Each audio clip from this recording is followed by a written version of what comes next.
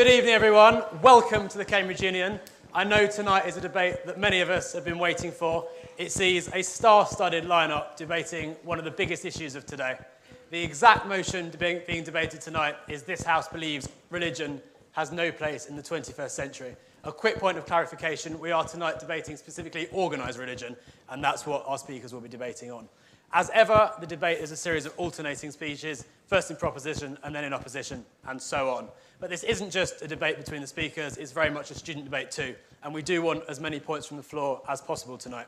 To make a point of information, which you may do at any time apart from during the first and the last minute of a speaker's speech, those are protected, please stand up, say point of information or on that point, and then it is up to the speakers whether they take your point. If they don't do so, please do respect that, it is their right. If they do, and we hope they will, please state your name and college before you start speaking and keep your speeches to a maximum of 1 minute. Another thing to remember, please, we've got people all around the building tonight listening via our feeds. Please wait for a microphone to reach you or no one will hear a word you say. I think that's everything from me. Our first speaker this evening is Andrew Copson. Andrew is the Chief Executive of the British Humanist Association, an organisation representing atheists in the UK. Andrew.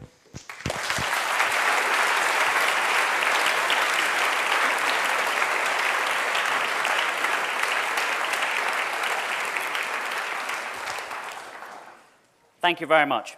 I want to start by once again clarifying exactly what it is we're speaking about this evening, organised religion. We're not talking about individual men and women on their personal quest for values and meaning and purpose in life. We can all go on that journey, and good luck with it. We're talking about organised religion, clearly defined groups that have in-out memberships, categories of membership, hierarchies, whether clergy or otherwise, and an institutional existence above and beyond their individual members. We're atheists and humanists on our side of the house this evening, but we need not be. We could be joined by religious people, many Hindus and Buddhists, obviously, but also individual believers in the monotheistic religions who have their beliefs, but are wary, as we are, of organised religion. And when we say it has no place, we don't mean that it should be banned, persecuted, wiped out, and eliminated, but that the harm it does outweighs the good that it does, and that we would be better off without it. I'm going to talk this evening about some of the harmful moral and social effects of organised religion, which outweigh any potential benefits it might claim, and are peculiarly harmful in the context of the 21st century world. Taken together with the pernicious intellectual effects of organised religion, which Richard will argue this evening, and backed up by the empirical studies that demonstrate the truth of what we're arguing, which Arif will bring to bear, we on this side of the House think that our case for the proposition is indubitable. We can all talk about whether or not organised religion has been a force for good or harm in the past.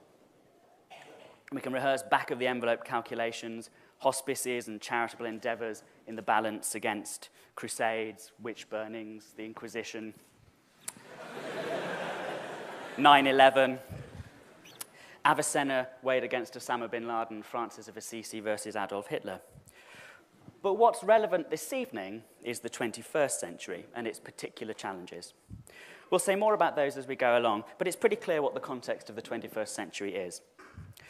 A world that's more interconnected than ever it was, a world that is more democratic than it ever was, and a human race facing the greatest existential threats we ever have at the same time as we understand the universe and our place in it more fully than ever before. In a world like this, where do we best get our ethics from? What's the best form of social organisation? What values and principles and attitudes and habits of mind will equip us best to face the particular challenges and make the most of the opportunities offered to humanity? It is not from organised religions that these will come. The first argument that needs debunking is the idea that organised religion is a special spur to moral or social action in our world. All things being equal, most people do good most of the time. And although it's sometimes claimed that organised religion is a force for good because it is an especial motivator to social action, and you may hear this from the other side of the House this evening, there's no real evidence to support this. In the UK, for example, the last citizenship survey showed the percentage of religious people volunteering in their community was the same as the percentage of non-religious people. And although religious charities do good work in the UK and abroad, most charities, 2/3 of them, are secular. High levels of compassion, kindness to neighbours, social cohesion are recorded in some of the countries with the lowest levels of religious belonging in the world. In Sweden, for example, in other northern European countries, and in the least religious states of the United States of America. Many studies that claim to find that members of organised religions are more charitable, more pro-social, more civilly engaged than their non-religious counterparts are flawed because they use, almost invariably, irrelevant comparators. Shared values of altruism and care for others are the common heritage of all human beings, and organised religion adds nothing to plain human compassion and empathy. Or nothing for the good, anyway. There is evidence that people involved in one religion or another behave more kindly to members of their own religion, but here we hit one of the main problems. In this century, when we're becoming ever more interdependent, we need fellow feeling with all people, rather than just with members of our own in-group. And organised religion is certainly not a way to ensure that. Although they often make claims to universal fraternity, the reality in practice when organised religions are strong is very often the opposite, and we can see examples of that all across the world in our newspapers and on our television news every day. So in relation to social morality, organised religion is not a particular good. The good done in its name is incidental to it. It can be secured by other forms of organisation just as well, if not better, and the harm it does of limiting our moral sympathies outweighs any good. Socially organised religion adds an element of tribalism to society, great barriers and divisions which we do not need in our age. This sort of harmfulness is obviously not limited to religions. It can also be a feature of many political ideologies. We can all think of examples from the recent past of that. But organised religions provide a more durable system than most political ideologies.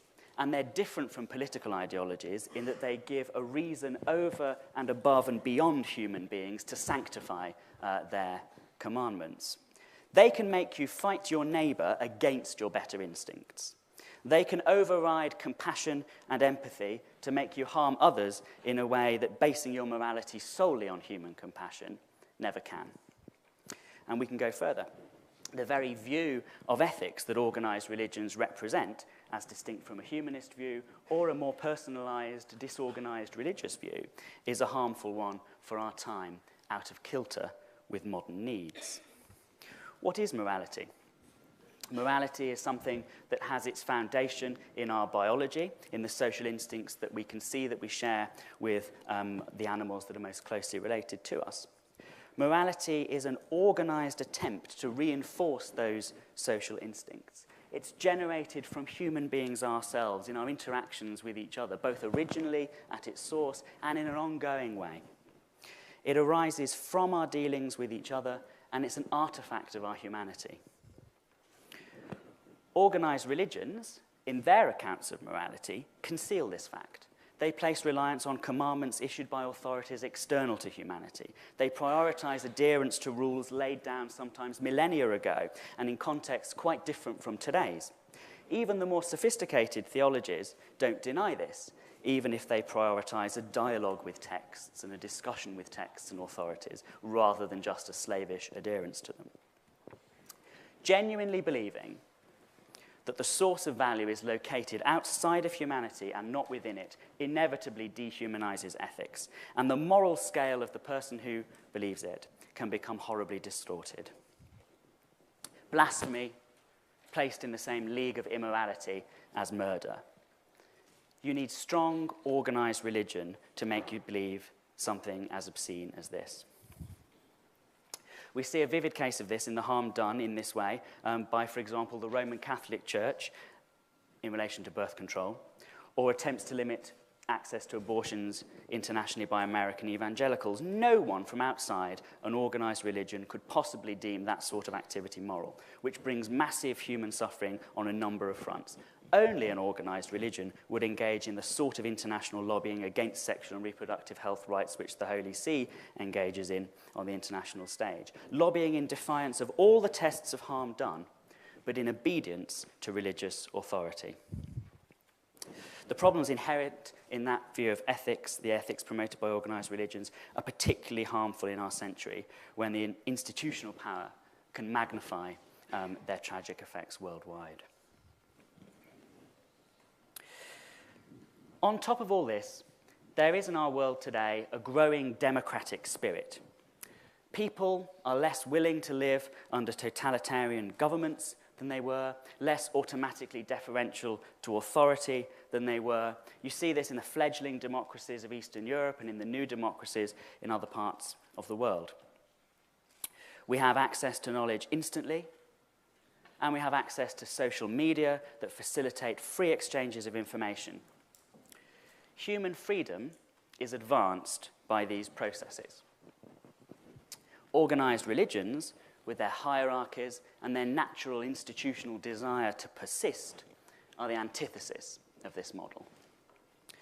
We see it all over the world where organised religions, often in contrast to more free-thinking, dissident individual religious believers, line up and prop up oppressive regimes and totalitarian ideologies.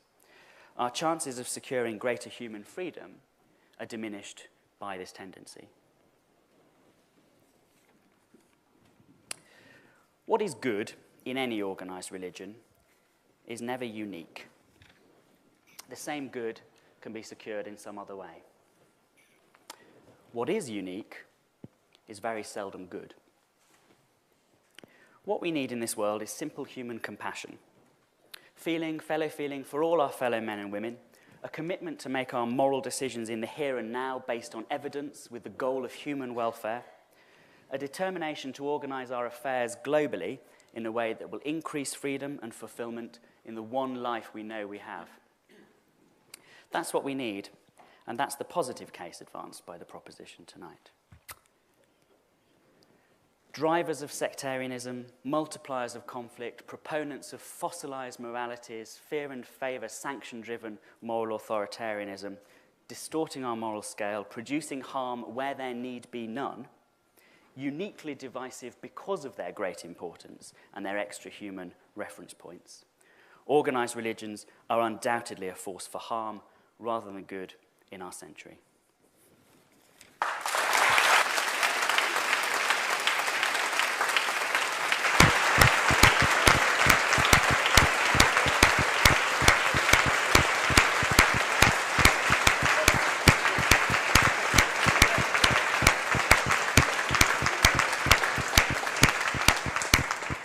Thank you, Andrew. One very quick point of order that I should have mentioned earlier.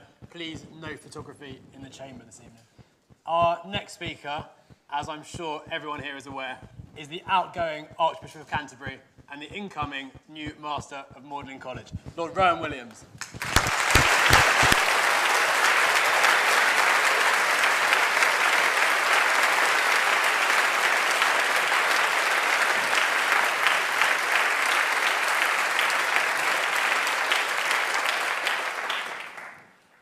I'm very grateful to the proponent for clarifying an issue which must be in the minds of many of us. Because with all due respect to the authority and influence of this House, a vote for the motion this evening will not change facts on the ground. And the fact on the ground is that religion, organized or disorganized, undoubtedly has a place in the 21st century. And the challenge that we face is not so much whether it should be there or not, as what our attitude should be to it. Critical, indeed. Receptive, I trust. Engaged, above all. And I'll explain why I believe engagement with organized religion is a priority for the 21st century and indeed beyond. I have, of course, to declare something of an interest here in believing that it's, as a matter of fact, true, but let's leave that on one side just for the moment. Why engage with, let's not call it organized, but communal religion? And before going further, let me just define what I mean by that. It's all very well to say that we're talking about organized religion as opposed to some mysterious activity that people engage in their privacy, in their solitude. The philosopher Whitehead's remark that religion is what a man does with his solitude. What a woman does with her solitude is still very mysterious, of course, but that's part of the unhappy legacy of certain religious attitudes across the centuries. I freely admit that. However, religion has always been a matter of community building, a matter of building precisely those relations of compassion, fellow feeling, and, I dare to use the word, inclusion, which would otherwise be absent from our human societies. There is no such thing as a purely solitary religious attitude. Please.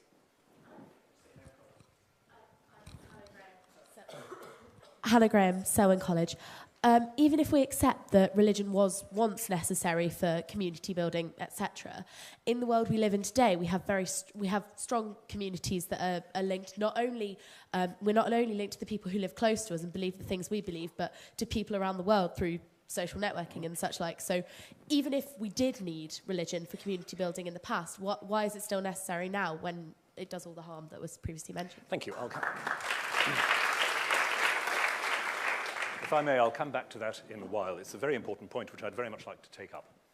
But at the moment, the point I'm trying to underline is that the notion that religious commitment can be purely a private matter is one that runs against the grain of religious history because of that innate element in religious commitment, religious language, that is tradition building and community building. More of that, I promise, Hannah, later on. Now, why should we take seriously this claim to be an agency for community building? It's because the main historic religions of the world have, all of them in their different ways, a passionate, metaphysical commitment to human equality. That is, to an idea that human beings as such are worthy of respect, are endowed with dignity. And that proposition, whatever may be said by secularists, is not so self-evident that we can ignore the question of where it comes from. Religious community is based on the notion that there is something profoundly in common between myself and my neighbor. The tragedy of the history of organized religion, which I don't dispute for a moment, is that it has so often said solidarity ends at the borders of our commitment. The reality of many centuries, indeed millennia, of communal religion is that religious communities have constantly stepped beyond the boundaries of those comfort zones to create communities, to create patterns of mutuality that do not stop with the people you happen to agree with.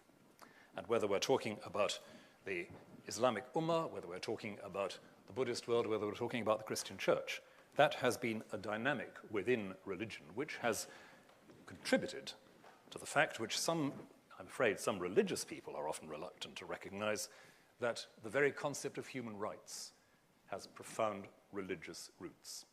The Universal Declaration of Human Rights would not be the way it is without a certain history of philosophical and theological debate. Now, it may be said, and just has been said, that that may have been necessary once. Have we outgrown it? I don't think we have, because, as I said earlier, it's not wholly self-evident why we should regard every human subject as endowed with the same kind of dignity, every human subject as worthy of the same kind of respect.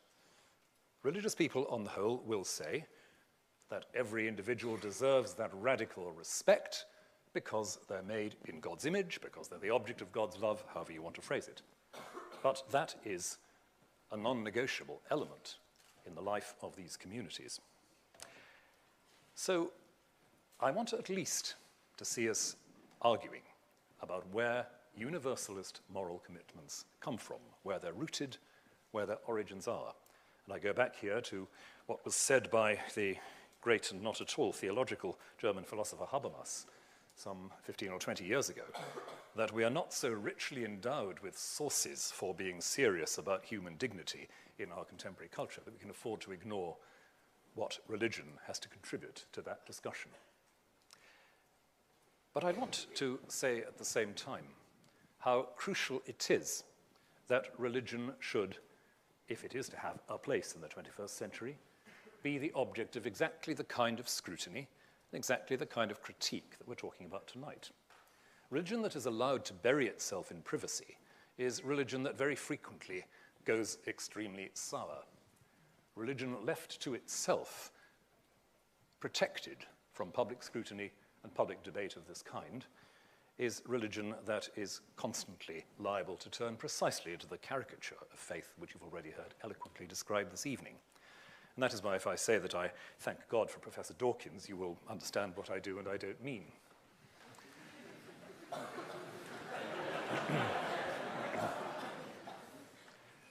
It's part of the case for defending, as I would defend, the involvement, for example, of my own church in the statutory educational system of this country.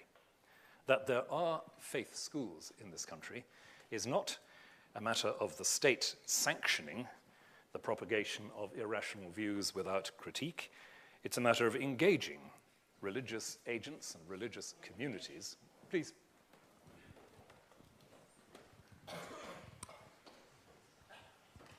Harry Peter, Clare College. Surely faith schools are the exact example of the kind of thing which divides people because only certain people are allowed in faith schools. And you said that religion was meant to be sort of all-encompassing, but the way I see it, religion only sees to divide, and everybody who's religious sees their way of viewing things and everybody else, and that's it.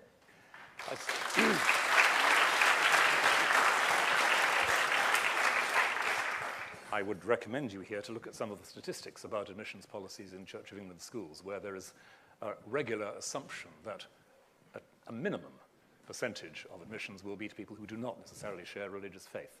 It's not a condition laid down at the door. And those who wish to have their children educated in that particular kind of framework may not share all the essentials of that framework, but nonetheless are welcome in that environment. I think that's an important part of how many of our church schools do actually work, and I can confirm that from quite a bit of personal experience visiting church schools over the last, I suppose, 20 years off and on. But the point is an interesting one because, of course, church schools do illustrate precisely what I was saying earlier, the way in which what may appear to be tight-knit and inward-looking communities are constantly, as it were, driven to cross their own boundaries, to create an atmosphere of welcome for those who don't belong.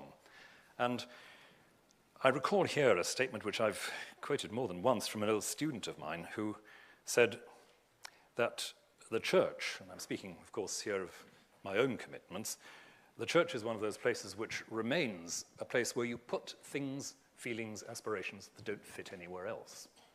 And the church has to be hospitable to that variety of feeling, that variety of aspiration and inquiry. So the point about church schools is one well worth returning to, and I dare say that there will be one or two observations on that as time goes on. But let me, as I move towards a conclusion, pick up just one or two specifics. You have, of course, been warned that we on this side of the chamber will tell you how nice religion makes people. Now, I, as a former archbishop, am in quite a good position to know the truth of that assertion. And I would want to say with some firmness that that is not the case that I want to make, because it doesn't entirely stand up. What I would want to point to is something which is, in many parts of the world, unique to the Christian and other religious environment. And that is what I've touched on already, that particular passion for attention to those who are otherwise ignored or otherwise outside. And my image here is from a visit to Congo about 18 months ago, speaking one evening to a large group of young people who had all of them been abducted to be forced into militias in the Congolese civil war at various points in their adolescence. About 30 or 40 of these youngsters shared their experience, and said, one after another, without prompting, without agenda, had the church not been faithful to us in these circumstances, and they were people of very varied backgrounds, not all of them Christian, we would not be here recovering our identity as members of a community, as people to whom some kind of dignity was accorded. So long as that process and that pattern remains true, so long as there are religious communities which make a point of attending to, refusing to ignore those who are the edge of their society, those who have no obvious claim because of social usefulness or whatever, then I believe religion retains a place in in the 21st century, the 22nd, and really for quite a long time after that. Thank you.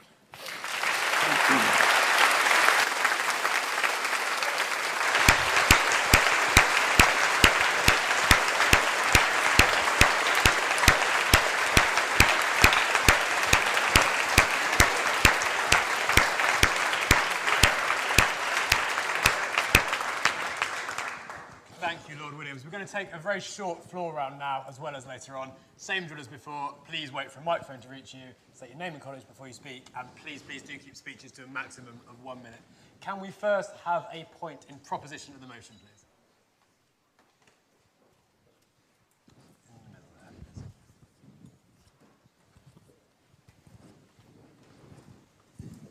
please? Layla Sudbury, Queen's College. The Church of England specifically discriminates on the grounds of gender, and that doesn't really have a place in the 21st century, so how do you defend that?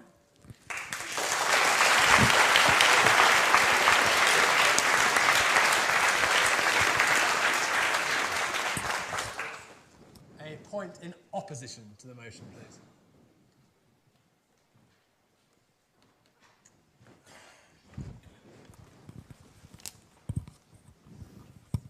Hi, Rob Vauxhall-Smith, Peacehouse. I'd like to just draw an analogy which might seem trivial to some, and obviously to the extent that it's valuable, it should be considered not further. I'd like to make religion analogous to football quickly. Every week, millions of people turn out to watch football, something we call the beautiful game. And there are divisions in football. We chant, we fight, and, bad things happen, but at the same time, that's not why it's beautiful. It's beautiful because it gives people a reason to come together and feel like they're part of something that's bigger than themselves. And now if you look at religion, every week millions of people turn out to their places of worship. And yeah, there are fights. We chant at each other. But it offers people a place to feel like they're part of something bigger than themselves. And you might not agree with it.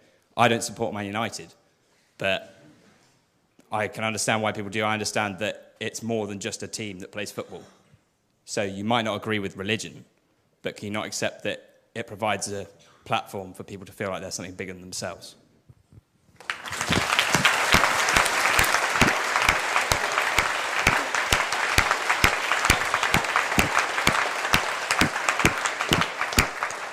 And an initial point in abstention of the motion, please.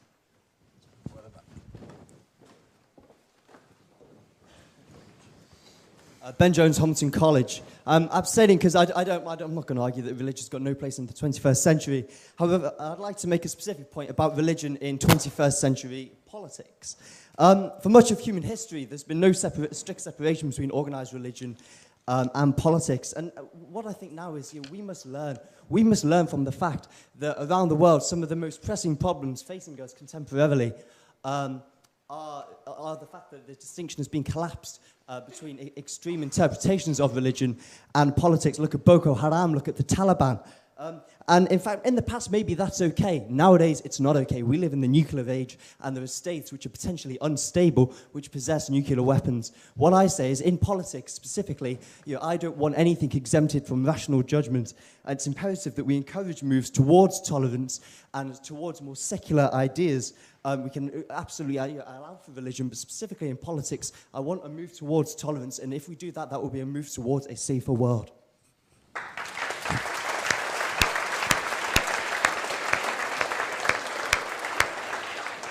Thank you. We will have another floor round slightly later on in the evening.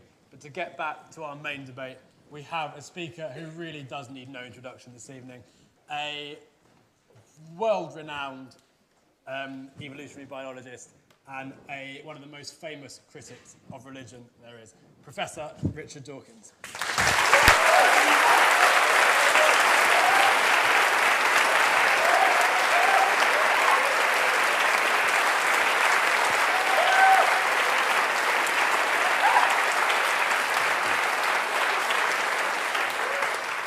Mr. President, thank you. I must apologise to begin with for a sudden attack of clergyman's throat, which I've been trying to cure by sucking cough sweets, and I hope my voice doesn't give out before the end of my statutory 10 minutes. I'm not going to be talking about moral issues. Others have and will.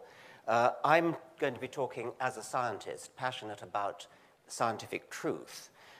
So I won't say I don't really care whether religion has moral good effects or not. I do. But what I care about tonight, at least, is it true? And is it true really matters to a scientist? And I think it's almost a moral case that truth actually is important. My text is taken from the book of Psalms. The heavens declare the glory of God, and the firmament showeth his handiwork. That's the kind of God I could go for, the kind of God I would have gone for if I'd lived before Darwin, the kind of God I did go for as a young man when I was, as St. Paul said, when I was a child. I spake as a child, I understood as a child. How does it go? But when I became a man, I put away childish things. I could go for a God whose primary business was to create the cosmos, to set up the laws of physics, to twiddle the knobs that fine-tune the physical constants in such a way as to foster the eventual emergence of biological evolution. Such a God, a grand God, the God of the cosmos, the God of the physicist, the God the hypermathematician, God the master architect, that would be a God worth worshipping. Probably not worth praying to, for that sort of cosmic God, worthy of proper reverence and respect, would have better things to do than bother himself with the trivia of human prayers and human sins and human preoccupations. The sort of God I would not feel like worshipping would be one who, far from fixing his thoughts on his magnificent creation, was instead obsessed with sin. Sin, sin, sin, sin, sin. The obsession of the Christian God. Interested in nothing but the sins, including private acts which do nobody else any harm, of the members of one particular species of old world primate. On one small planet, orbiting one rather small star amid 100 billion stars, somewhere in the outer suburbs of one ordinary galaxy among 100 billion galaxies. Such delusions of grandeur, to think that a God with 100 billion galaxies on his mind would give a tuppenny damn who you sleep with.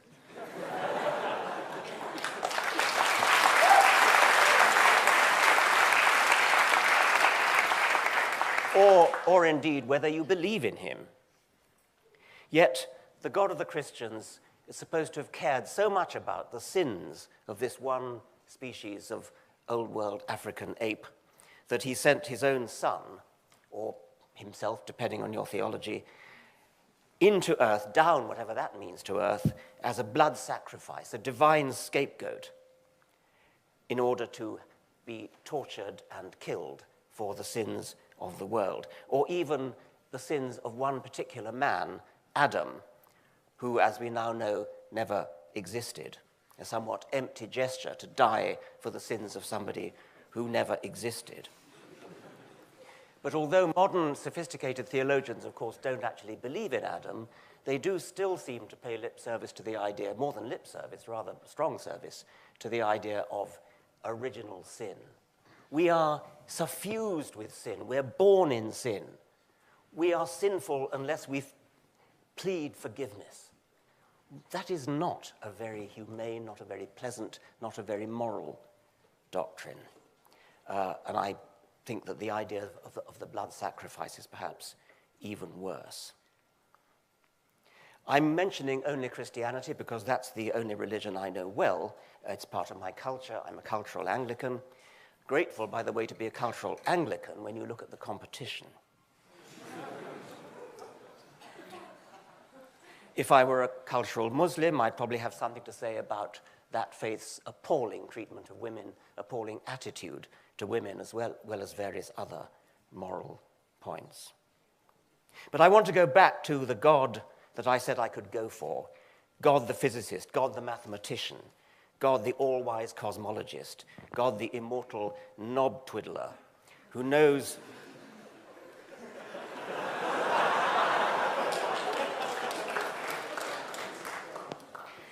who knows to the umpteenth decimal place the exact value of every physical constant, how it needs to be set in order to bring a lasting universe into existence which is capable of giving rise to life and eventually, perhaps, to us. The heavens declare the glory of, well, something. The fact of your own existence is perhaps the most astonishing fact you'll ever be asked to confront. Think about it. The laws of physics, which just tell you how atoms interact with each other, how fields, how forces interact with each other, have somehow managed to give rise to trees and kangaroos and monkeys and bush babies and us, a species capable of having a brain big enough to reflect on our own existence and work out where we came from and why. That's a pretty glorious thought, and we're at the center of it. Think how a camera salesman might advertise your eyes. You have two elegantly designed cameras in your head, both with ball and socket mounting, so they can be instantly swiveled in any direction and track a moving target. Each can sharply focus an image on a 5-megapixel screen with trichromatic coding for full color vision. It has continuous autofocus from infinity to just a few inches. It has an auto-stopping iris diaphragm that can handle many orders of magnitude of luminosity change. It's a dual-mounted system with sophisticated computer hardware and software in the brain to bring into register the two images and form a stereoscopic images. I mean, what an astounding fact that is. And we now know how it came about. We know that it came about by a purely mechanical, automatic process. There was no design. Yes. Lara Kaplan, Emmanuel College. Science has previously said that they know how things come about in the development of science, and it's been proven wrong as well. And Charles Darwin has even said himself that his theory of evolution isn't complete. And I was just wondering what you would have to say about that. Well, it would not be much of a scientific theory if in the 19th century it was complete. Of course it wasn't complete, and of course those of us in the early 20th century and the late 20th century and indeed the 21st century have done enormous amounts to enlarge and improve Darwin's theory, but Darwin would recognize it as his own. It's one of the glories of science that it does, of course, advance, it does change. No scientist would ever wish to claim that it's absolutely finished, and I'll be coming on to that. The explanation for the existence of things like eyes is almost laughably simple, but it had to wait for the 19th century before we got a clue as to how it came about. Before Darwin, it would have taken, indeed did take, a great philosophical mind to spot that the argument from design, the argument that says because it screams design at you, therefore there must have been a designer, that is a deeply fallacious argument. It doesn't explain anything, because the designer himself or herself or itself would have to have been himself a highly complicated object, a highly sophisticated object in order to achieve that level of design. Now, as the interrupter has just pointed out, we don't know everything. There are gaps. Theologians have long, good theologians at least, have long pointed out that we should not, as theologians, put our trust in the God of the gaps. That's a theological point, and it's a very valid one, because gaps shrink as science advances. There are still gaps. There's a gap in the origin of life. There's a gap in the origin of the cosmos. These gaps are now steadily being filled, and no sophisticated theologian would put his faith in these gaps. The whole lesson from the theological criticism of the God of the gaps argument is that you cannot resort to a designer as an explanation for anything, given that the task the designer is asked to do requires his own designer at least as complicated and sophisticated. The lesson from Darwin is that because the really difficult problem of explanation has already been solved by Darwin, The remaining gaps that need to be solved are relatively easy. Physics may await its Darwin, but it will come. There are many reasons why religion has no place. I'm concluding now. There are many reasons why religion has no place in the 21st century, and my colleagues will deal with them or have dealt with them. To a scientist, however, what's really objectionable about religion is that it fosters the idea that we should be satisfied with a non-explanation to a difficult question instead of working hard. It's hard work, working hard to provide a real explanation. Religious explanations are supernatural, but in no possible sense is a supernatural explanation for anything an explanation. It's a cop-out, a betrayal of the intellect, a betrayal of all that's best about what makes us human, a phony substitute for an explanation which seems to answer the question until you examine it and realize that it does no such thing. Religion in science is not just redundant and irrelevant, it's an active and pernicious charlatan. On that point. I've got to conclude now. I'm already over time. It peddles false explanations, or at least pseudo-explanations, where real explanations could have been offered and will be offered. Pseudo-explanations that get in the way of the enterprise of discovering real explanations.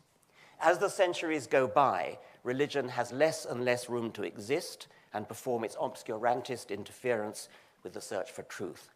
In the 21st century, it's high time, finally, to send it packing.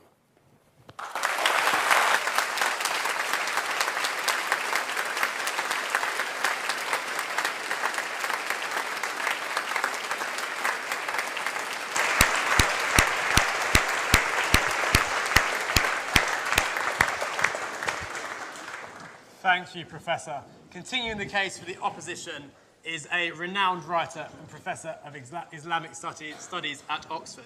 He's president of the European Muslim Network and has been known as the Muslim Martin Luther. Professor Tariq Ramadan.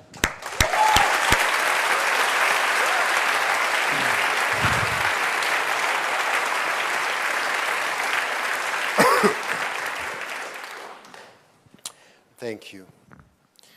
I was surprised by the fact that what I got as a question is that religion has no place in the 21st century, and all the arguments that I got right now were not talking about the question itself, and only concluding on the fact that because we have this idea of truth, the way you think we are thinking about truth from a religious viewpoint or from within the organized religion, we should hope that religions will disappear in the 21st century and have no place. So the argument itself for someone who is a scientist is not very scientific and much more driven by passion. As if there is something which is behind all the scientific arguments, is more passionate than rooted in arguments. And it's exactly the same with what I heard in the first speech. For Muslims or for Christians or for organized religions, the fact that we think that morality has a transcendental source doesn't mean that we dehumanize morality. This is not an argument. This is dangerous. A dangerous conclusion, not a scientific one. So let me come to something which I think it's so important for us today when it comes to religions. In fact, religions as faith, as knowledge itself, or as rituals are for organized religions means. And the means, you can use them in a way or in another. You can use them for the good and you can use them for the bad. It's not because we have people from within an organized religions that sometimes are instrumentalizing religion that we should forget everything which is coming from within the organized religion and understand what was said, the sources of morality, the way we deal with human dignity, the way we deal with the way we have to deal with our own self. And it's very important. You cannot dismiss the point that within the organized religion, there is a very deep understanding of the concept of human being, what it means to be a human being. It's not only coming from Socrates, it's also coming from a very old religious tradition and a very deep understanding of what is shared in a universal way, which has to do with the way we deal with our heart, our body, and our mind. And the point is that what we get from the organized religion is also something which is very important. At the end of the day, what is good is what you are going to do with yourself. And what is bad is the way you are going to do with yourself. It's a personal responsibility. And in the 21st century, it's something that we have to listen to and at least to respect. And the point for me is this one. If we look at the challenges ahead, the 21st century, we have lots of knowledge, technology, and sciences. And at the end of the day, we have lots of means. But there are critical questions about the ends. What do we want to achieve? And this is the time where we need philosophy and religions and humanists all together to come and to deal with this. We need a pluralistic discussion on this, not humanists telling us we don't need you. If you are truly humanist, you know, please, I'm sorry, I have lots of things to say, so... and I heard because I heard so many things. So the only right humanistic position would be for you to say, I disagree with you from the organized religions, but we need you to have these pluralistic discussions on the ends and the finalities, to use philosophical discussion, not to tell us, in the name of our humanism, disappear. Is this humanism? This is dogmatic rationality. It's as dogmatic as a new religion, as the old religion. Yes, it is. So,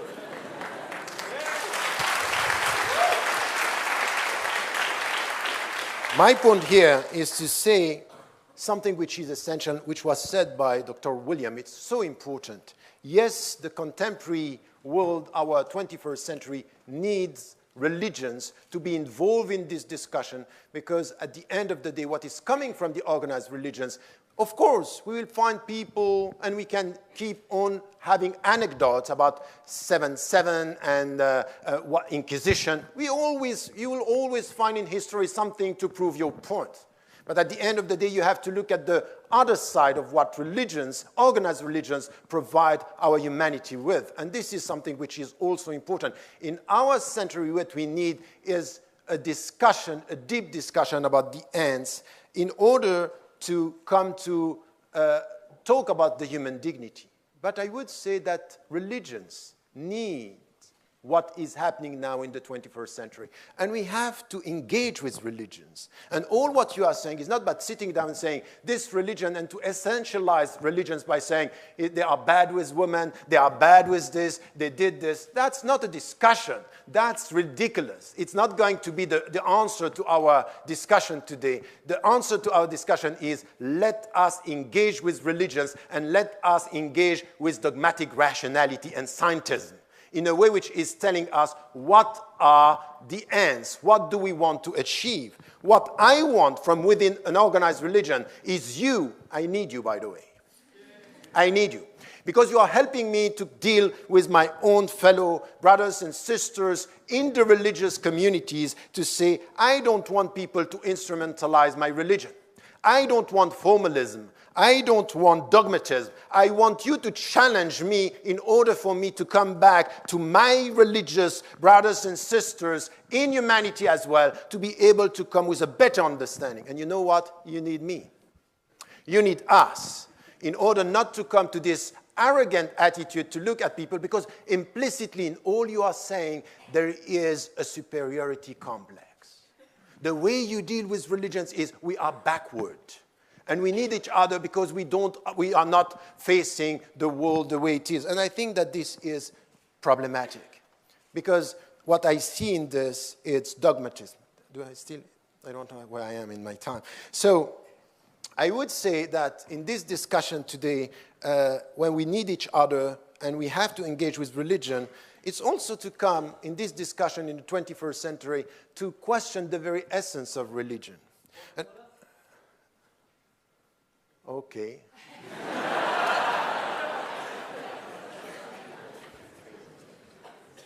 You have 15 seconds.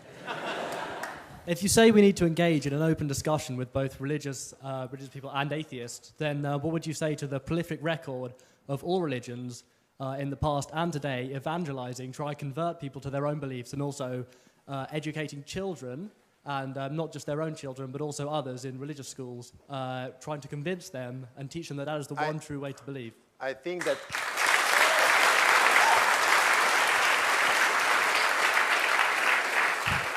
You are exactly explaining my point. This is what I said, that you will always find people within religious, organized religions trying to convince and trying to convert people. But I would tell you that it's exactly the same with some atheists. They want to convert people to atheism. That is the same.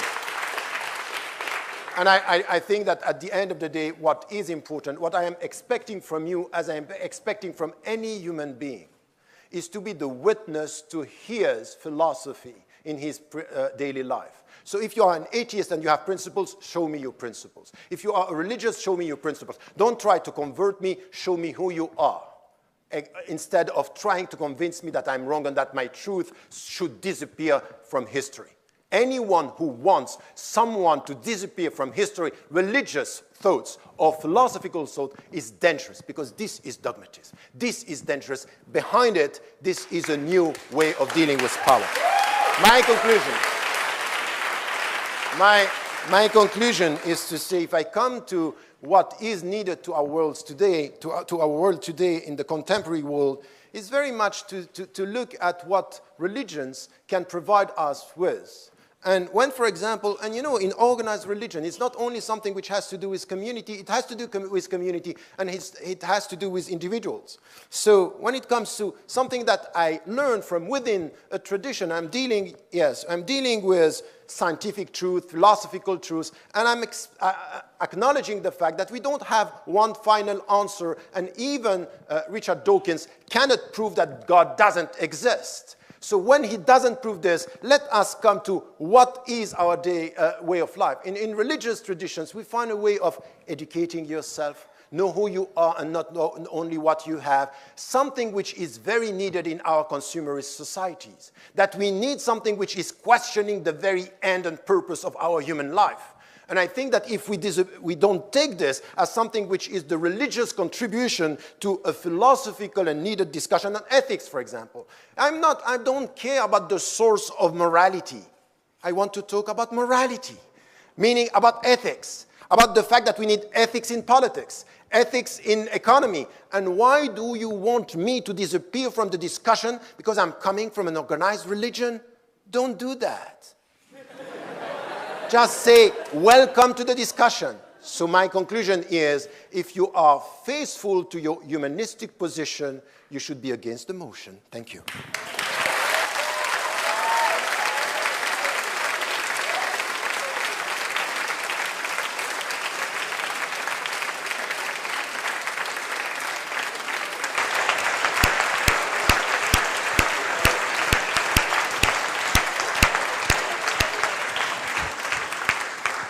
Thank you very much, Professor Ramadan.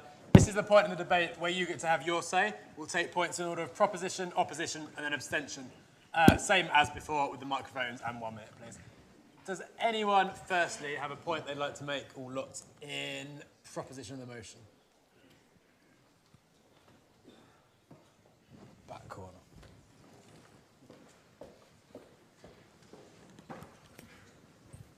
Joe Hazel, Pembroke College. So we heard a lot about the problems with dogma and why that would be really good in terms of religious discourse. But I think I speak for a lot of the House when I say I'm really happy being dogmatic about things like women's rights and abortion and being fair to homosexuals and so forth. And I actually think on these grounds we're willing to stand for so many things that religion, at least to me, organised religion seems to be so dead set against, that actually we're willing to be dogmatic. And we're willing to exclude them from a discourse that we actually think perhaps might be poisoned by them. Thank you.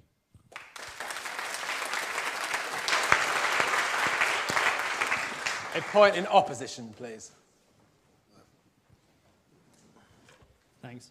Matt Hitchens, Emmanuel College. I don't believe in God, but I do really like Christmas carols. And that's not to trivialize religious practices, but that's only to say that I do think religion has a role in the 21st century society, if only as sort of an outgoing example. And so we can take the ritualistic, communal positive aspects of a religious society forward into a secular future.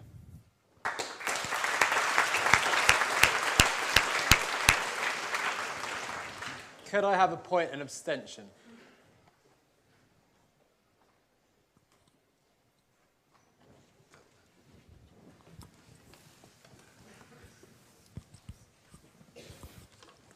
Morgan Lowther, Christ College.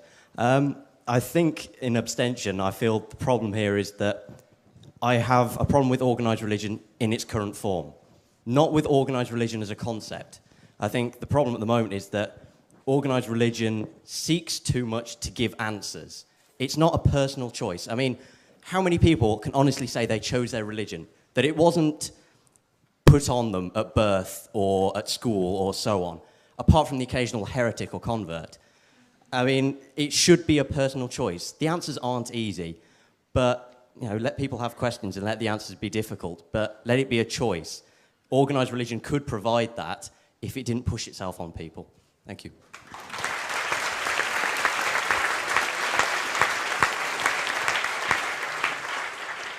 We'll go back to proposition.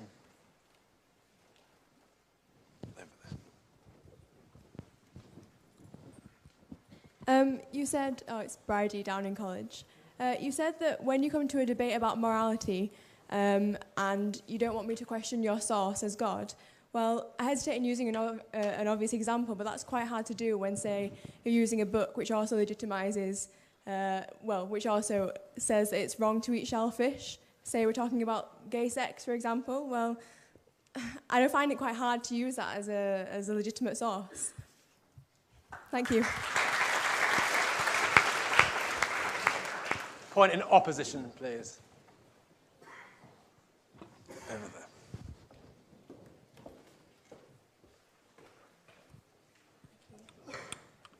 Catherine Bond, Murray Edwards. I have a serious problem with the idea of treating the Bible as scientific fact rather than an example of humans exploring their own faith and showing their own faith. I have a serious problem with people continuing to identify religion with dogma rather, as the gentleman over there mentioned, as a personal journey of faith.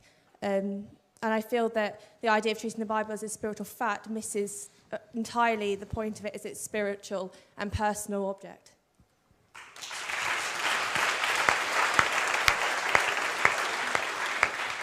Can I take another point in abstention? Just to...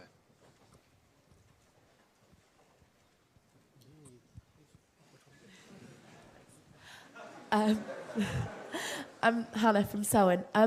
While I have a lot of sympathy with Professor Ramadan's point about not completely excluding someone from the debate because you think they're wrong, I mean, I'm not religious myself, but I'm slightly afraid of completely pushing someone out because I disagree with them, because I can see that might be seen as dogmatic in a way that people might have accused certain members of the proposition of being. But equally, I wonder if he knows, I imagine he does actually, because he's, I'm sure, had conversations with people of other religions, what it feels like to talk to someone who believes not only that you're wrong and that's just of consequence to, as you having a truth that they don't believe in, but that because you're wrong, you're innately damned and sinful. And I know a lot of religious people nowadays don't want to sound as extreme as that, but I think we have to accept that that's a position that a lot of religious people innately come from, because one of the key things about an awful lot of religions, not all, but an awful lot, is saying, this is my God, and if you don't believe in my God, or at least do some of the things prescribed by my God or a God, then you will suffer in some way. And that's a very hard thing to engage with when people are saying, not just, I disagree with you, but I disagree with you, and I think that for your disagreement with me, you'll be punished. And I might be very nice to you now, and very polite to you now, but ultimately I know that I'm going to heaven, and you're going to suffer in hell or equivalent. And that's a very hard thing to engage with. And I wonder why we should be asked to engage with something that says that about such a large group of other people. What was that? Anastasia, what was that? Abstention? Was that abstention? We'll take another point in proposition of the motion, please.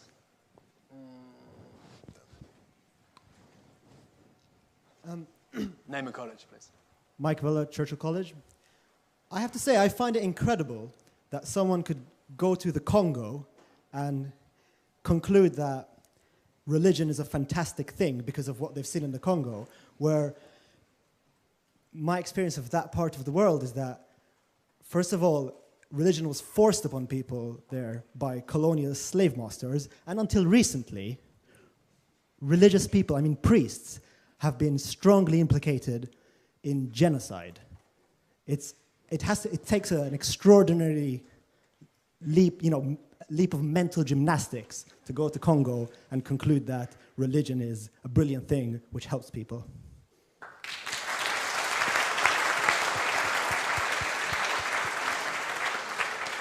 Would you like to respond to that, Lord Williams? Would you like to respond? Yeah?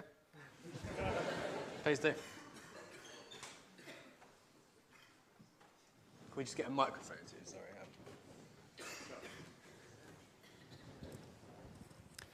Thank you. I understand that the background of all kinds of conflicts, all kinds of suffering in the continent of Africa and elsewhere is shaped by religion as it's shaped by many other factors. What I'm reporting, though, is not history, but what is actually happening at the moment. What is actually happening to make a difference to the lives of people who would otherwise be on the refuse heap of society. These are people who, and Congo is not an example where genocide has been in any sense promoted or colluded with by religious groups. What has been happening in Rwanda and Burundi, which I take it are the examples you're thinking of in terms of religious involvement, is not religion being responsible for genocidal activity, but genocide sweeping in its trail, tribal-based genocide sweeping in its trail, religious people along with others. It happens because I have a less sunny view of human nature than Professor Dawkins does. It happens to religious people as it happens to others. That's why I say that what I see as distinctive about the religious contribution is not that religious people are drawn in to appalling, cruel, bigoted, exclusive behavior, but that something else breaks through again and again and makes that kind of difference. Albert. Professor Ramadan, a very quick point just in response to that, I believe. Yes, quickly, 2 points about what you just said. About some of the religious people that you can meet and talk to, and they can let you think that because you don't believe in what they believe, you are going to be punished or you are wrong. I think that once again you can find some mindsets that are like this. Can you just reduce all the religious people to such an attitude? I wouldn't say so. So I think that in order to be and to go beyond this, we need to engage, and we need to have we need to get the very essence of religious traditions and to understand that it helps the people to be better in many ways. So just to take 1 or 2 anecdotes to prove that all the religions are like this, I think it's wrong. And I always think that we have to engage with whoever you disagree with. And my last point is about being dogmatic. We don't agree on the definition of dogmatic. What you are saying is that you are very clear on the fact that you are not going to compromise on some rights for women and for human beings, and I will be with you. Dogmatic is not this. Dogmatic is to be so sure that you are right, that you are not able to listen to what is said, that you are so sure that you want to impose your position, and you are not going to change anyone in such a way. Dogmatic minds are dangerous. Clear minds, open minds are the future.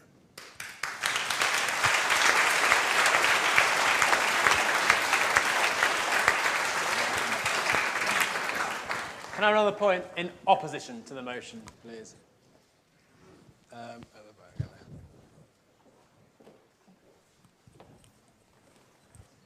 Thank you. Raza Habib, Emmanuel College. I'd like to take this opportunity to respond to Professor Dawkins, who opened his speech tonight speaking on behalf of scientists. And Professor Dawkins spoke and made a speech in which he claimed that religion does not offer answers and that scientists care about truth. He said that truth in science is almost a moral question. And he almost centered his entire debate around this. And I'd like to speak, as a student of science, as a physicist, And so that I'm a scientist, but I don't feel the same way he does about truth. Because speaking as a physicist who has to deal with the fact that we say 75% of the universe is invisible and we don't know what it is, speaking as a physicist who says that actually we treat subatomic particles that are both waves and particles at the same time, we don't have truth anymore. Physicists sacrificed truth a long time ago. In fact, you speak to a lot of physicists, they say they're anti-realists. They don't believe science is true. That's a standard position amongst a lot of scientists. And in fact, it's non sequitur to the debate. Because at the end of the day, whether we believe science is true or God is true is irrelevant to whether or not we think religion has a place in the 21st century.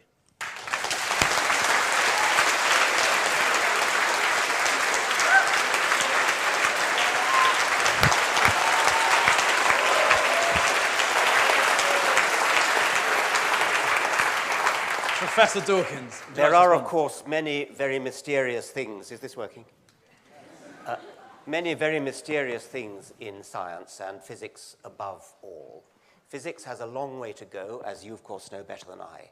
Physics has a long way to go, and there will be mysteries to be solved. The physics of maybe 500 years' time will be perhaps more mysterious than we can possibly imagine.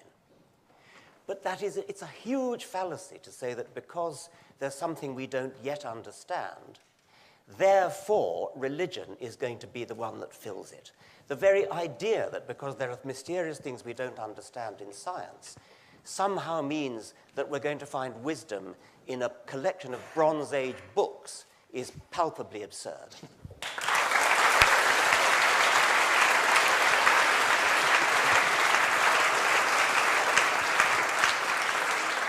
Mr. Copson.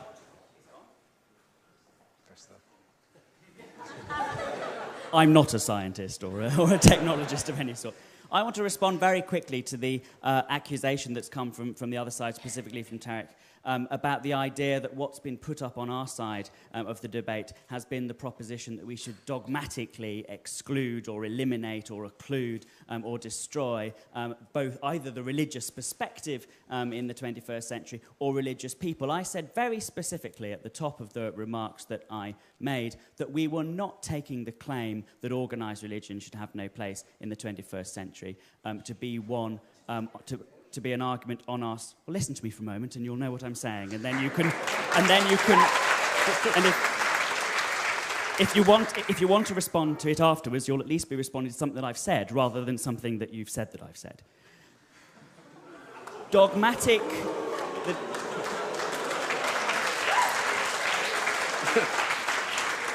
Which is a good definition of dogma, actually, in some people's minds. I don't want to take up too much of your extra time. So just to say that what I was talking about was not proposing the motion with a view to eliminating such people and excluding such people. Of course, in reality, if we want the 21st century to be a success, we're going to have to reach out to each other across those divides. That was a major part of the argument that I made. What I'm saying that, in the hypothetical world where we could be without organised religion in the 21st century, it would be a better world. And I want to, I still stand by that, but that's what I'm arguing. Not that it should therefore be eliminated, but that we would be better off without it if it didn't exist. And that's not to say that religious people don't do good, nor that they might find for them the sources of their goodness in their religions. It's to say that they would do just as much good and be just as good if they were Confucians or humanists or took their morality from other non-organised religious sources. Thanks very much.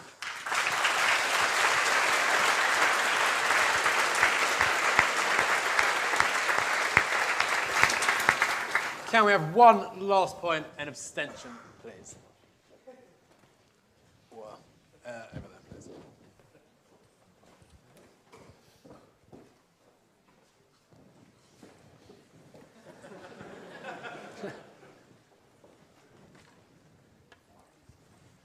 Hello. Is it working? Yes. Gideon Farrell, King's College. I just wanted to pick up on some of the points made by Lord Williams about the kind of inclusiveness of religion. So I think there have been quite a lot of disingenuous points made on both sides, and we're kind of dodging the argument a little bit, which is more about whether or not it has a place, not whether we should get rid of it, as was just said. But anyway, I'm going to take an example from my own tradition, which is Judaism, which has been borrowed by most of the other religions here, and say that actually it's not particularly inclusive. If you look in the Old Testament, A lot of it's to do with God saying, kill them because they didn't believe in me, which is basically not particularly inclusive and doesn't really talk about everyone being equal. It talks about those people who believe being equal and, you know, I'm going to be resurrected on Armageddon's plane, whatever it is, and you won't. So I wouldn't say that's very inclusive. I'd say it's quite the opposite. It's quite divisive. And thanks.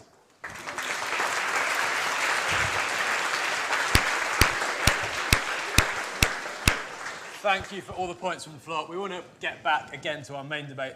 And closing the case for the proposition is Dr. Arif Ahmed.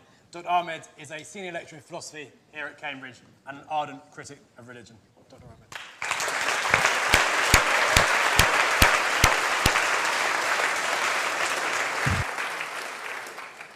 Good evening, thanks.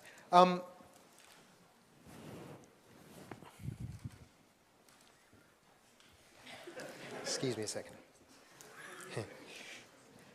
Let me just start by talking about dogmatism. I took dogmatism to mean believing things in spite of the evidence and not being sensitive to the evidence. And of course, the view that Professor Dawkins and Andrew and most secular humanists propose is, on that definition, the very opposite of dogmatism. Of course, if there were evidence for the beliefs that Rowan Williams has or the belief that Tariq Ramadan has in God or theology or resurrection or any of these other things, we might start to believe it. But the fact is that despite more than 2,000 years of trying, nobody has produced a shred of evidence for any of those things. Of course, yep. What would you fancy as evidence? Maybe they're just looking at evidence in a slightly different way. One of two things. One of two things. Yeah, so the question was, what would I take as evidence? Maybe they mean something else. One of two things, exactly the same thing as we take evidence to be everywhere else, namely either a valid argument, that is an argument with true premises from which the conclusions follow, or something like an empirical argument, the sort of evidence we have, for instance, that drugs work, or planes fly, or all the other things to which we trust the most important decisions in our life.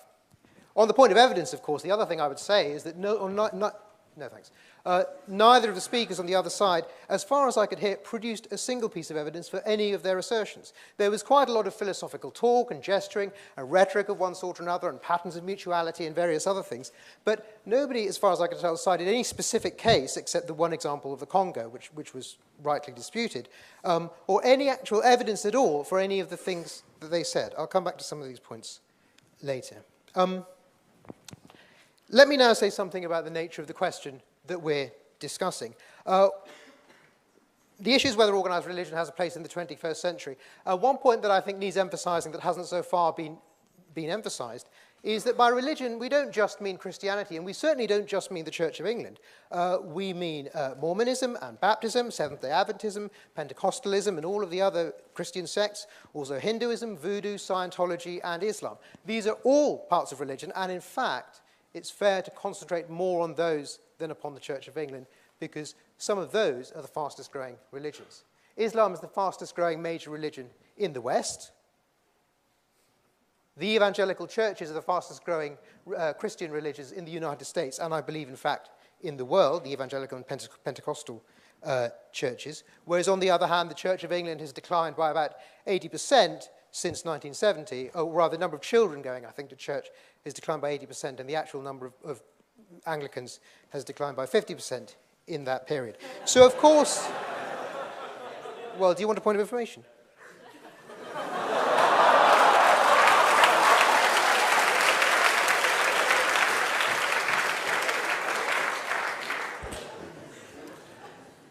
The rate of decline of Sunday attendance in the Church of England is not 80%. I can't give you the figure because I didn't come prepared for this. The rate of growth of Anglicans worldwide has been, I think, in the order of about 30% in the period you mentioned. I don't particularly want to get into arguments about these details, but if you're making some point on the back of this, I would just like the evidence to be in focus.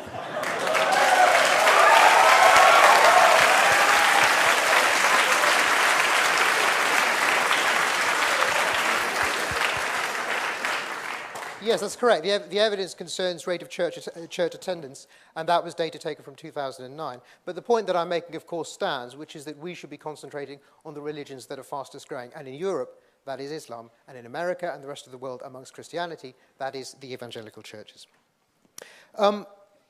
A claim that beat off stiff competition to be the silliest thing that was said on the other side was Professor Ramadan's claim that somehow we're essentializing religion or essentializing Islam by saying, oh, you must believe this and you must believe that. And if we cite 7:7, we're saying it's of the essence of Islam to go around blowing up buses, or it's of the essence of Islam to do this, that, or the other.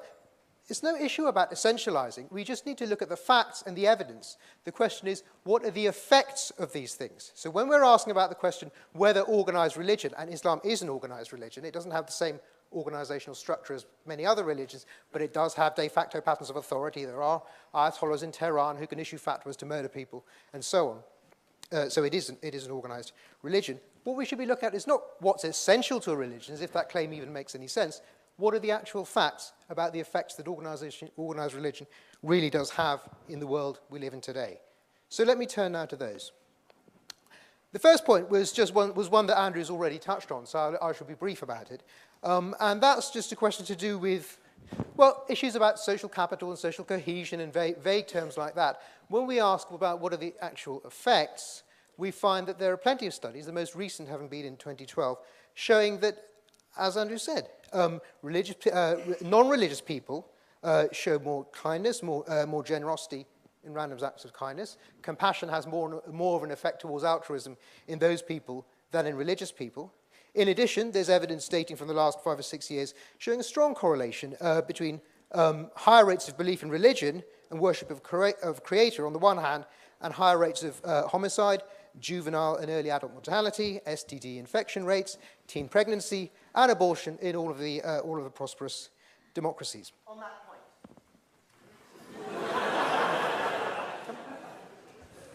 But, sir, correlation doesn't imply causation. If you want to establish that religion has a causal role in this, you need to consider the inherent structure of religion and what it is inherent to religion, that it means that it is not simply an accessory to these harms, but rather a causative factor.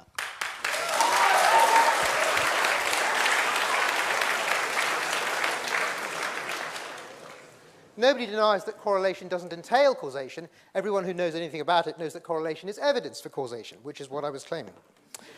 Let me move on now.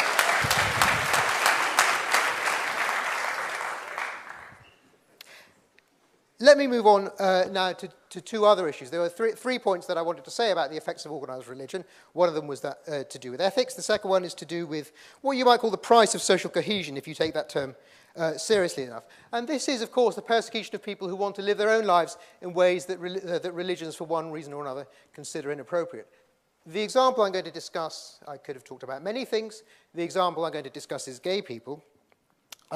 So, for instance, I mean, an anecdote, just one anecdote, amongst many that I could give, is the fact that in 2009, when the death penalty for homosexuality was introduced in Uganda, I think reintroduced or introduced in Uganda, people on both sides of the debate at the time agreed that the main impetus for bringing that back, and it did come back, was a US evangelist pastor called Scott Lively from a group called Defend the Family International, who ran a seminar there proposing exactly that.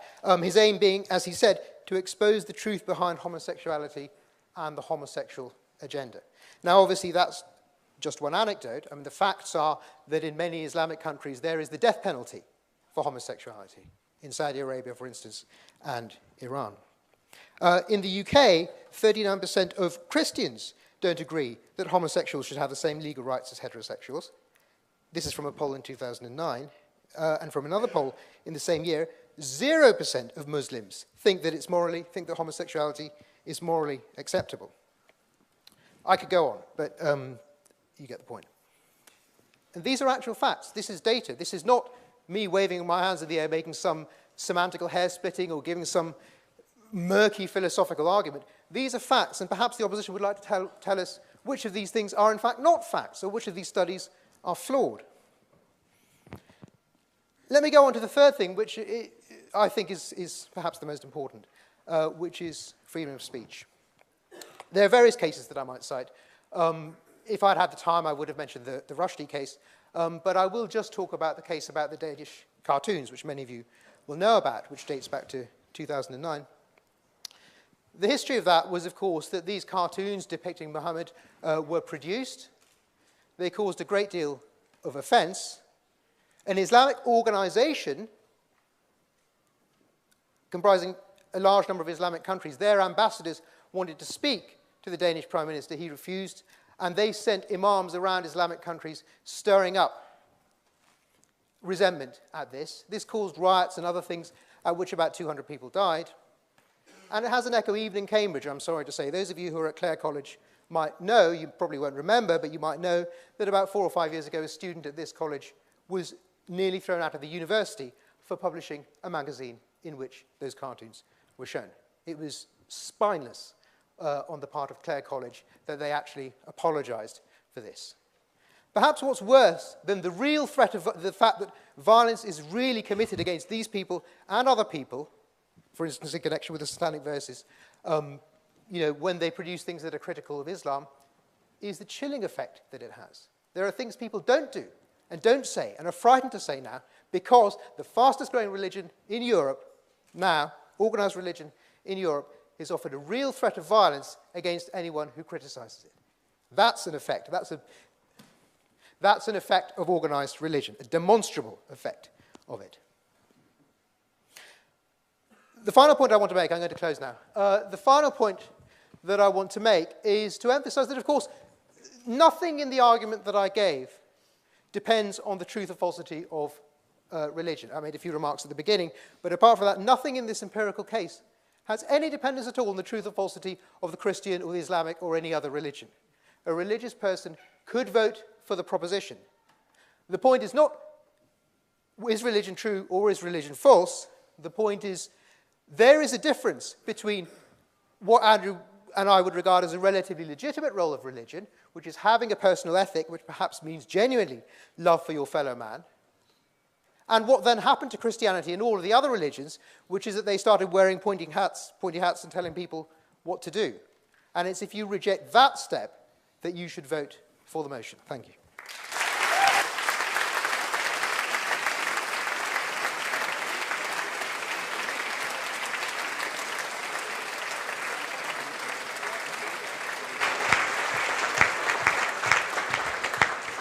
Thank you, Dr. Ahmed. Our final speaker tonight is Associate Director of the Henry Jackson Society, Associate Editor of The Spectator magazine, and a well-known commentator on issues of religion, extremism and immigration, Mr. Douglas Murray.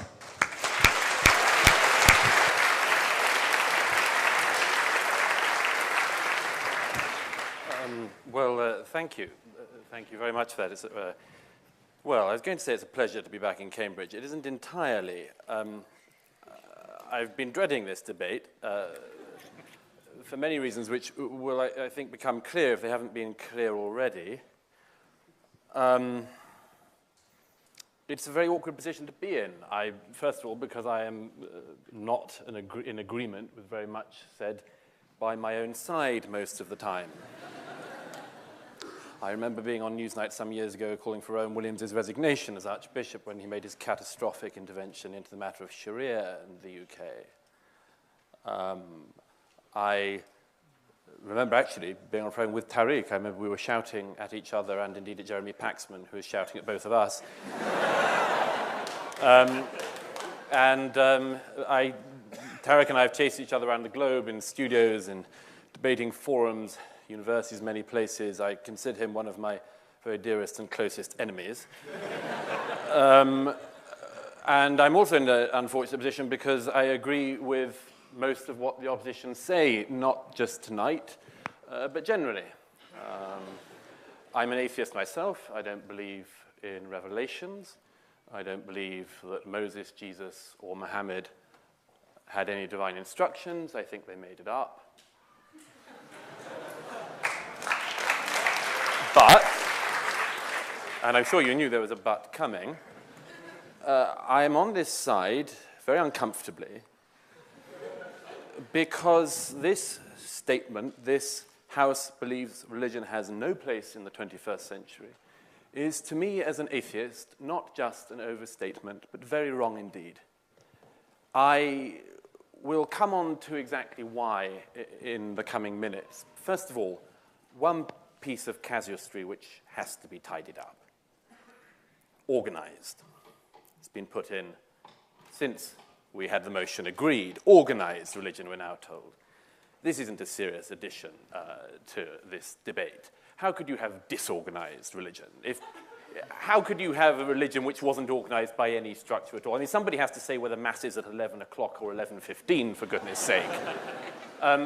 All religion, all people who believe broadly in a similar thing are going to have some desire to come together, and there's going to be some kind of authority, whether it's in a mosque or a synagogue or a temple or a church or anything else. Of course, all religion in some way is going to be organized. But the reason I wanted to speak on this side is for this reason. In this whole debate, which does matter very much and will matter very much in the century ahead of us, there is a great possibility of completely distancing views which, at the very least, you should listen to. And I've already sensed it this evening. If we had been gathered here in Cambridge at the Union 100 years ago, you would have probably listened in as respectful silence to the clergy and had no possible intervention against their thought, as you do tonight with prominent spokesmen for atheism.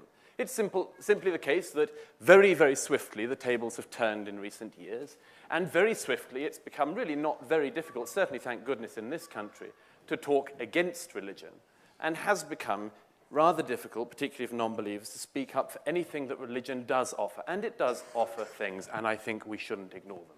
The problem in this debate is that neither side, and I wish it was possible to speak and advise you to go down the middle door, but neither side in this debate, in this whole debate, not just tonight but generally, ever wants to admit what they miss and what they have got wrong.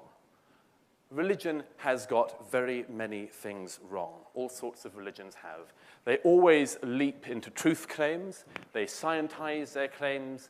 What they have that is true in part becomes dogmatic so often. There are very many things that religion has got wrong, which Professor Dawkins and his colleagues are very good indeed at explaining. But atheism has got things wrong as well. It is not a flawless system or a flawless belief, and there are things which atheists miss and are, I think, very worried about admitting that they miss, if I may. Are very worried about admitting that they miss. The German philosopher who Rowan Williams has already quoted tonight, Jürgen Habermas, coined the term a few years ago. A beautiful term, it's worth bearing in mind. He said he wrote an essay called The Awareness of What is Missing. He just posits the fact that in the secular state, with an atheist mindset, there are some things you miss. And the non-religious very rarely want to mention this. But there are things that they miss. If we were to get rid of religion entirely in the 21st century, very many people, not only themselves would miss it very deeply, but there would be all sorts of questions which people have in their lives, which would remain, if not completely unanswered, then answered incredibly quietly. Secularism and atheism have all sorts of truths to argue, but their voice is very quiet on many things that matter to many people. The voice of atheism is at least quiet in the face of death, in the face of human tragedy, of suffering.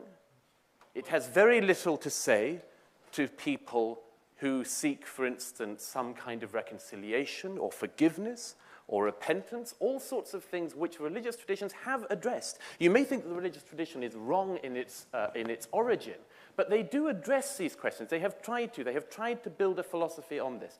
And at the very least, if you were to throw out at this very moment all religion in the 21st century having no place, many people would be deprived of these things. Andrew Copson, in his, I thought, somewhat presumptuous speech, if I may say so, portrayed a future in which, if we just dropped religion, we would be running into the sunlit uplands, where everything would be terrific, we would be reasonable creatures in a reasonable universe with reasonable desires, reasonably answered. Are you sure about that? Are you absolutely sure that if you tell a generation, 2 generations, 3 generations, religion has, and let's remember, no place in the 21st century, are you sure that we arrive at those sunlit uplands? Or is it possible that if you tell people enough that they live a meaningless life in a meaningless universe, in a meaningless existence, that you may just get something like a perpetual version of The Only Way is Essex?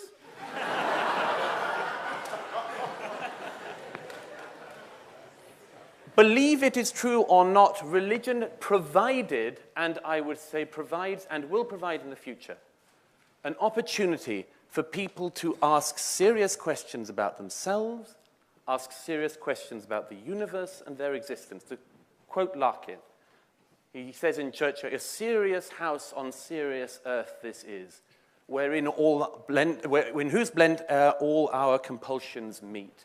It is the case, I would submit, whether you believe, as I say, in the literal truth of religion or not, whether you believe or go to church or synagogue or mosque or whatever yourself, it is the case that these places used to provide, and provide for many people still, a place to ask questions which in other places in their lives, without that, they simply have no such opportunity to ask, to address. You know, somebody said earlier that, have we outgrown it? I just wanted to raise a couple of things. Let's say, this may seem a contrarian viewpoint. It is not, I can tell you.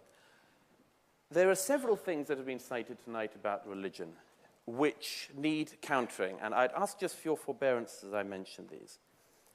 It's come up several times, community building. Alain de Botton wrote a really very bad book recently called Religion for Atheists. But there were several very good points in it. And one which I'm not sure is able to be refuted is this, that among other things, church provided people who had nothing in common other than the place that they found themselves in, that they found themselves sitting in a pew beside somebody, with a form of common humanity which is missing in the modern age. Andrew said, well, we've got Facebook and we've got social networking. Many of these things are very good. There's all sorts of good that can come from them. It also means you are very able to agree and to meet all the time people who agree with your point of view. You can found Facebook groups with people who agree with you already. You can found social networking groups with people very like you. I'm sure after you leave Cambridge, you will be able to have old alumni Facebook groups which put you in touch with other people very like you. Church and organized religion, among other things, and I think it's worth noting, allows people to sit beside people in a place with a common aim, with whom otherwise they have absolutely nothing in common. No socioeconomic bond, no cultural bond, maybe, except for the fact that they have found themselves in this place together. One other very quick point before I start to wrap up. On several times tonight, it's already been mentioned about the simple evil that religion does because of abortion and so on. I would just make the following intervention in this. Many times in debates in the House of Lords and in the Commons about abortion, about euthanasia and these sort of things, yes, religions have got very many of these things wrong. But if you look at the contributions to these debates, the contribution of the religious to abortion issues and to right to life issues and to partial birth abortions and all sorts of other things and euthanasia is not nothing. It injects a sense into society and into the debate as long as it cannot harm and hamper scientific progress, and I'll get onto that in a second. Provides a voice which reasons, and I would argue sometimes holds back advances which many people, such as Andrew, would be lovely about rushing straight ahead to, believing we're going to this place which is fine. Now look, I'm just going to wrap up with this. Richard Dawkins said at the very opening, is it true? That was what you said you wanted to address. No. And yes. No, it is not true. It is not literally true. But can religion carry truth? Yes. Schopenhauer says in his dialogue on religion, he says, truth may be like water. It needs a vessel to carry it. We don't have very many vessels. And if you believe that we can go into the 21st century not only saying we don't need a vessel ourselves, but nobody else should have one, I don't believe that would be a period of greater understanding. The deal, and let me just say, you won't often hear me. Those of you who have heard me here before will know I don't normally do reconciliation, but I'm going to have a quick go.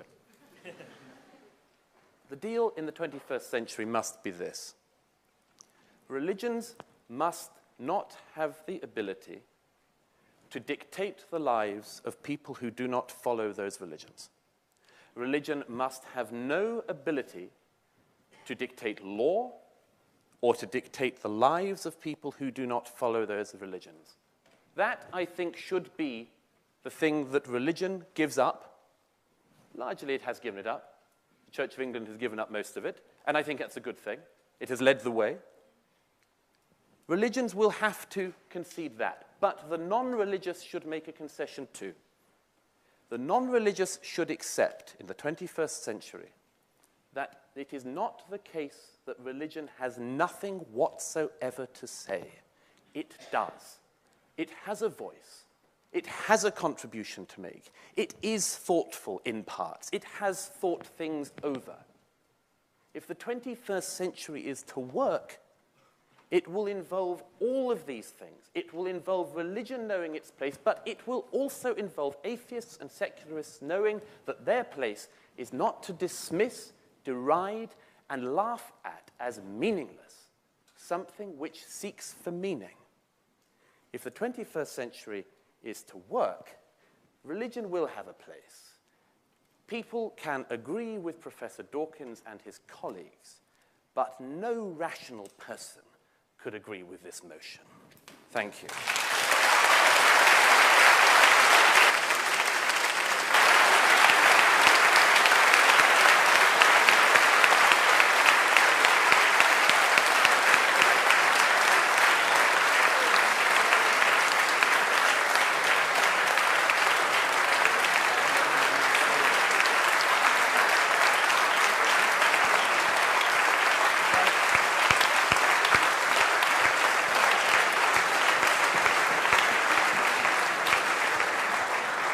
Thank you, Douglas, and thank you to all our speakers. Could I please ask people to remain seated until our speakers have left the chamber tonight?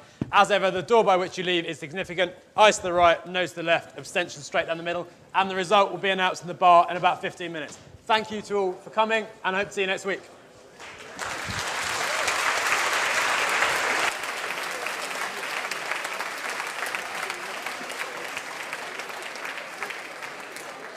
Side of the house this evening, but we need not be. We could be joined by religious people, many Hindus and Buddhists, obviously, but also individual believers in the monotheistic religions who have their beliefs, but are wary, as we are, of organized religion. And when we say it has no place, we don't mean that it should be banned, persecuted, wiped out, and eliminated, but that the harm it does outweighs the good that it does, and that we would be better off without it. I'm going to talk this evening about some of the harmful moral and social effects of organized religion, which outweigh any potential benefits it might claim, and are peculiarly harmful in the context of the 21st century world.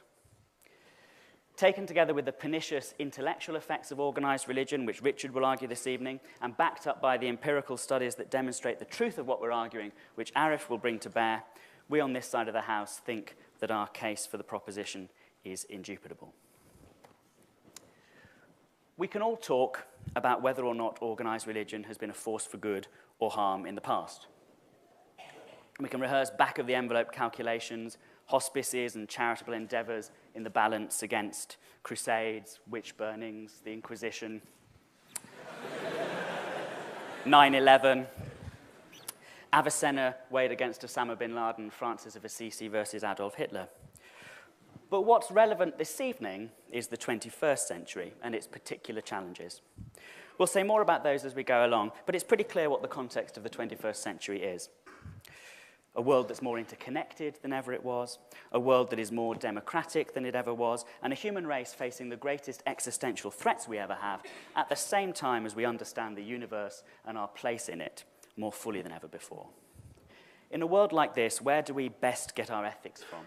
What's the best form of social organization? What values and principles and attitudes and habits of mind will equip us best to face the particular challenges and make the most of the opportunities offered to humanity? It is not from organized religions that these will come. The first argument that needs debunking is the idea that organized religion is a special spur to moral or social action in our world. All things being equal, most people do good most of the time. And although it's sometimes claimed that organized religion is a force for good because it is an especial motivator to social action, and you may hear this from the other, to religious authority. The problems inherent in that view of ethics, the ethics promoted by organised religions, are particularly harmful in our century when the institutional power can magnify their tragic effects worldwide. On top of all this, there is in our world today a growing democratic spirit. People are less willing to live under totalitarian governments than they were, less automatically deferential to authority than they were. You see this in the fledgling democracies of Eastern Europe and in the new democracies in other parts of the world. We have access to knowledge instantly, and we have access to social media that facilitate free exchanges of information. Human freedom is advanced by these processes. Organised religions, with their hierarchies and their natural institutional desire to persist, are the antithesis of this model. We see it all over the world where organised religions, often in contrast to more free-thinking, dissident individual religious believers, line up and prop up oppressive regimes and totalitarian ideologies. Our chances of securing greater human freedom are diminished by this tendency. What is good in any organised religion is never unique. The same good can be secured in some other way. What is unique is very seldom good. What we need in this world is simple human compassion, fellow feeling for all our fellow men and women, a commitment to make our moral decisions in the here and now based on evidence with the goal of human welfare, a determination to organise our affairs globally in a way that will increase freedom and fulfilment in the one life we know we have. That's what we need, and that's the positive case advanced by the proposition tonight. Drivers of sectarianism, multipliers of conflict, proponents of fossilised moralities, fear and favour, sanction-driven moral authoritarianism, distorting our moral scale, producing harm where there need be none, uniquely divisive because of their great importance and their extra-human reference points, against your better instincts. They can override compassion and empathy to make you harm others in a way that basing your morality solely on human compassion never can. And we can go further. The very view of ethics that organised religions represent, as distinct from a humanist view or a more personalised, disorganised religious view, is a harmful one for our time, out of kilter with modern needs. What is morality? Morality is something that has its foundation in our biology, in the social instincts that we can see that we share with the animals that are most closely related to us. Morality is an organised attempt to reinforce those social instincts. It's generated from human beings ourselves in our interactions with each other, both originally at its source and in an ongoing way. It arises from our dealings with each other, and it's an artifact of our humanity. Organised religions, in their accounts of morality, conceal this fact. They place reliance on commandments issued by authorities external to humanity. They prioritise adherence to rules laid down sometimes millennia ago and in contexts quite different from today's. Even the more sophisticated theologies don't deny this, even if they prioritise a dialogue with texts and a discussion with texts and authorities rather than just a slavish adherence to them. Genuinely believing that the source of value is located outside of humanity and not within it inevitably dehumanises ethics, and the moral scale of the person who believes it can become horribly distorted. Blasphemy placed in the same league of immorality as murder. You need strong, organised religion to make you believe something as obscene as this. We see a vivid case of this in the harm done in this way by, for example, the Roman Catholic Church in relation to birth control, or attempts to limit access to abortions internationally by American evangelicals. No one from outside an organised religion could possibly deem that sort of activity moral, which brings massive human suffering on a number of fronts. Only an organised religion would engage in the sort of international lobbying against sexual and reproductive health rights which the Holy See engages in on the international stage. Lobbying in defiance of all the tests of harm done, but in obedience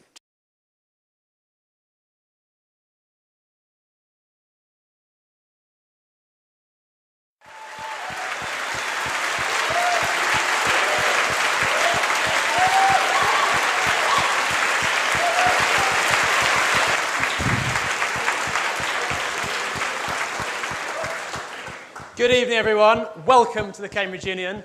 I know tonight is a debate that many of us have been waiting for. It sees a star-studded lineup debating one of the biggest issues of today.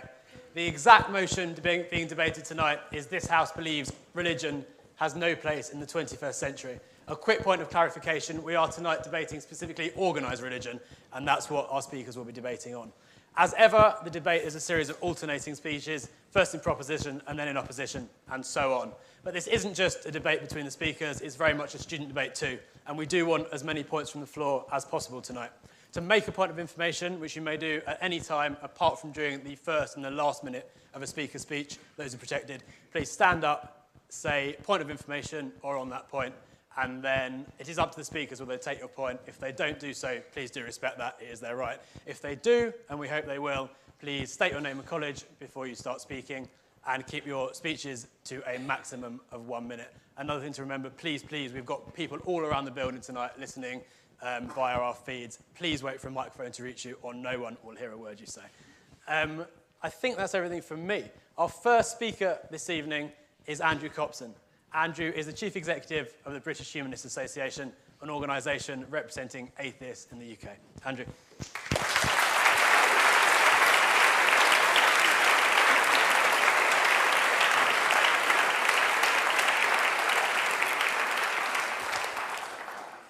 Thank you very much. I want to start by once again clarifying exactly what it is we're speaking about this evening, organised religion. We're not talking about individual men and women on their personal quest for values and meaning and purpose in life. We can all go on that journey, and good luck with it. We're talking about organised religion, clearly defined groups that have in-out memberships, categories of membership, hierarchies, whether clergy or otherwise, and an institutional existence above and beyond their individual members. We're atheists and humanists on our side of the house this evening. There's no real evidence to support this.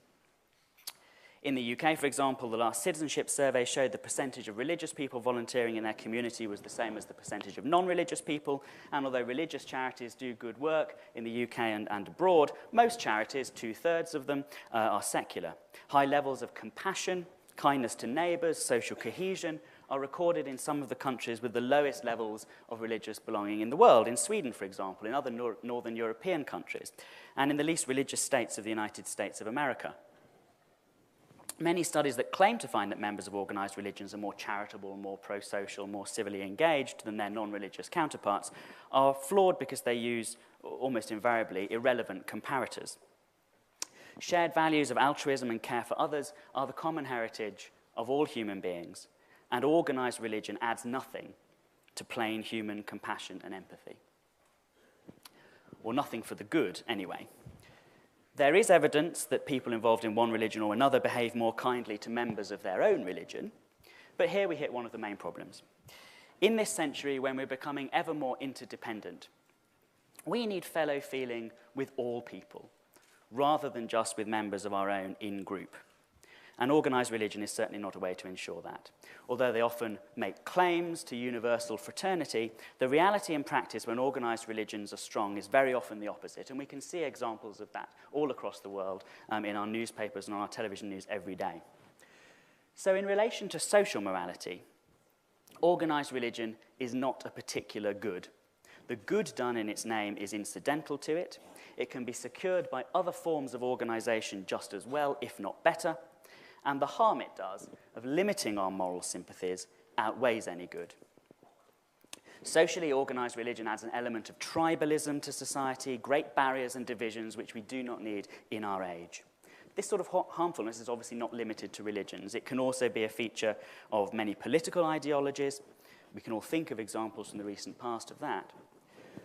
But organised religions provide a more durable system than most political ideologies. And they're different from political ideologies in that they give a reason over and above and beyond human beings to sanctify their commandments.